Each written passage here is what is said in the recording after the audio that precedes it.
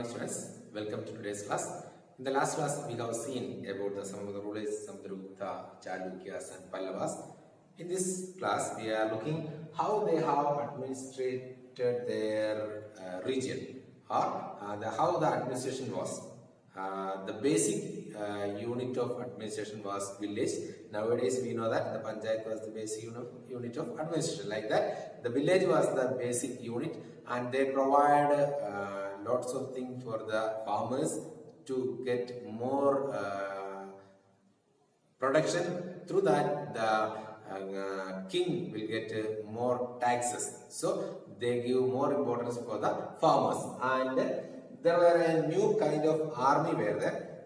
We know that normally the king, they are maintaining a good army, but here instead of maintaining or with them, they are some people, they are maintaining their private army, and if the king wanted the army for a warfare, they are giving their army to king. So they are getting some land as a grant. They are not paid as a salary or they are not giving wages, but some area will given them to collect the revenue of that area. The king will give some region for them to then they can collect the revenue of that particular region and they can maintain the army. They were known as the Samantas. And later, some Samantas, they were become the independent rulers also. Assemblies in the southern kingdoms, there were many assemblies. There were one of the assembly was Sabha. It was the assembly of the Brahmins, and Ur was the non-Brahmins. Those who were not Brahmins, their landowners assembly was Ur, and Nagaram was the organization of merchants. The powerful landowners and merchants, they controlled these assemblies. Many centuries these assemblies were established, and it is continued many centuries, these assemblies. From these assemblies they are electing their leaders. Administration. The rulers of the period assumed high-sounding titles and performed Rajsuya and Ashwamedha sacrifices to show their power. The structure of administration of Gupta was like that of the Mauryas. However, the Mauryan administration was centralized, whereas during the Gupta rule, the governors of the provinces were powerful and thus administration was more decentralized. The king was assisted by a council of ministers. The ministers were highly paid officials who often led the armies during war. In later periods, they were granted land instead of cash salaries. This weakened the king's position as the officials started becoming powerful and tried to break away from the empire. The empire was divided into provinces called Uparika, which were generally under the princes. The provinces were divided into districts called Vaishya under the Vaishyapati. A large number of officers are mentioned in the literary works. Important posts gradually became hereditary. An important person could hold more than one administrative or judicial position. In the villages, the headmen and village elders looked after village administration. Agriculture was the chief source of state revenue. Hence, irrigation was given a lot of importance. To increase revenue, some rulers extended agriculture to wasteland by making grants to these lands. Most of the rulers took steps to promote both inland and maritime trade. Each city had a council which had a council president, chief scribe, and representatives from the guilds of merchants and artisans. It is believed that in Gupta kingdom, the officers had powers to make decisions locally. Life of the people. Our knowledge about the life of the people is drawn mainly from literary works such as Kalidasa's play, Banna Bhatta's Harsha Charitra, and the accounts of the foreign travellers. Kalidasa is known for his plays depicting life in the king's court. In most of the Sanskrit plays, the king and most Brahmins are shown as speaking Sanskrit, while women and men other than king and the Brahmins used Prakrit. His most famous play, Abhijana Shakuntalam, is the story of the love between a king named Dushyanta and a young woman named Shakuntala. The play is widely recognized as a masterpiece among his several plays and other works. According to Chinese pilgrim Fa Hien, people lived in peace and harmony and led a very simple life. Women moved freely and the pardha system was not in practice. The rich lived in big houses made of bricks, whereas the poor lived in thatched houses made of mud. The caste system continued to be rigid and the Shudras or untouchables were not treated well.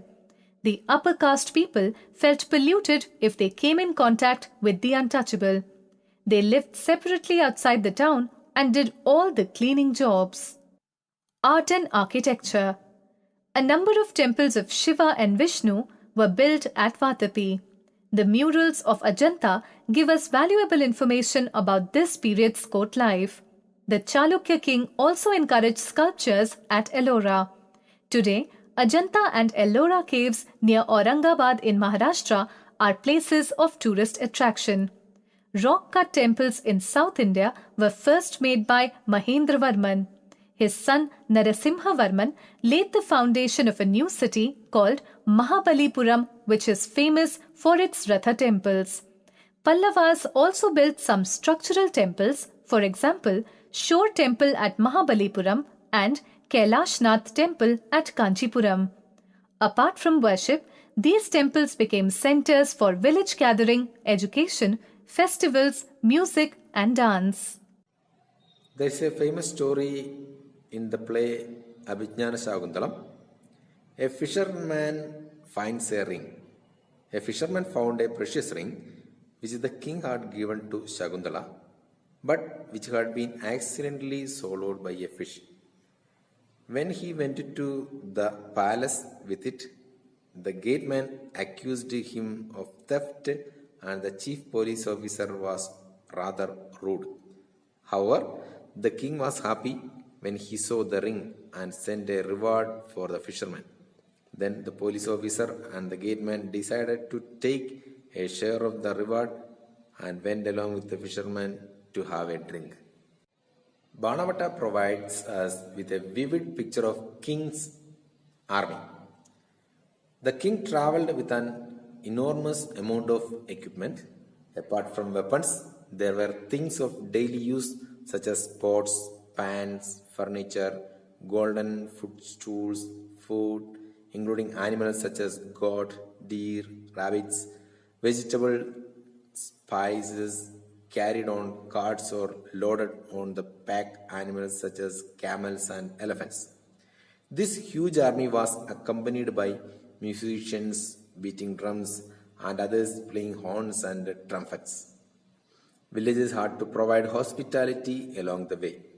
They came with gifts and curds, gear and flowers and provided fodder for the animals. They also tried to meet the king and place their complaints and petitions before him. The army left a trail of destruction behind. Elephants often trampled down the huts of villagers, and the oxen yoked to the caravans of merchants ran away, scared by a tumult. As Banavata says, the whole world was swallowed up in dust. Around 1400 years ago, Prophet Muhammad introduced a new religion, Islam, in Arabia. Like Christianity, Islam was a religion that laid stress on the equality and unity of all before Allah, the one supreme God. Here is the words from the Quran, the sacred book of Islam. For Muslim men and women, for believing men and women, for devout men and women, for true men and women, for men and women who are patient and constant, for men and women who humble themselves, for men and women who give in charity, for men and women who fast, for men and women who guard their chastity, and for men and women who engage much in Allah's remembrance. For them has Allah prepared forgiveness and great reward. Within 100 years, Islam spread to North Africa, Spain, Iran, and India. Arab sailors who were already familiar with the coastal settlements of the subcontinent now brought a new religion with them. Arab soldiers conquered Sindh in present-day Pakistan about 1,300 years ago.